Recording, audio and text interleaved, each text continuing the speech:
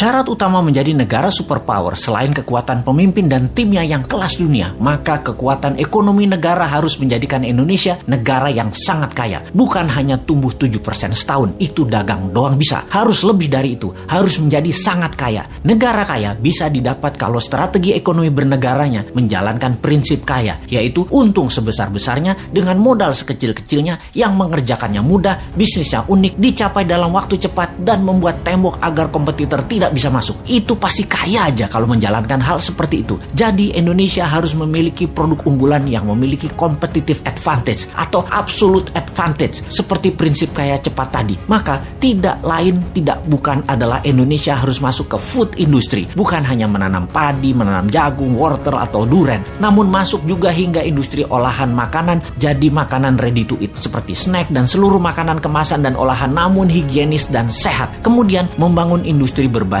bahan baku alam mineral seperti mineral besi atau ferro sampai ke industri kapal laut, mobil, gedung, jalanan, jembatan sampai yang terkecil paku, jarum dan lain sebagainya. Ada ratusan industri hulu mineral, midstream sampai hilir yang akan tumbuh. Kunci bahan baku dan industri turunan utama seperti smelter dan refinery atau pemurnian metal semua harus di Indonesia. Termasuk Indonesia menguasai bursa tanah jarang atau rare earth dan bursa precious metal. Setelah pondasinya terbentuk, maka dalam detail prakteknya pakai dua strategi ekonomi yang terbukti bisa menumbuhkan ekonomi dengan cepat. Pertama, bottom up, dari bawah ke atas, di mana kita akan membuat UKM scale up dari 20 juta pengusaha kelas kecil saat ini, 50%-nya dalam waktu 10 tahun menjadi pengusaha kelas menengah, dan 50% kelas menengah tadi menjadi kelas besar dengan pinjaman 0% menggunakan printing money. Yang diutamakan adalah industri serta manufaktur. Yang kedua adalah trickle down, dari atas ke bawah, di mana kita akan membuat 1000 konglomerat baru. Program ini bernama Bossman Boys. Setiap provinsi akan diseleksi mereka yang nasionalis, sudah memiliki pengalaman bisnis minimum 10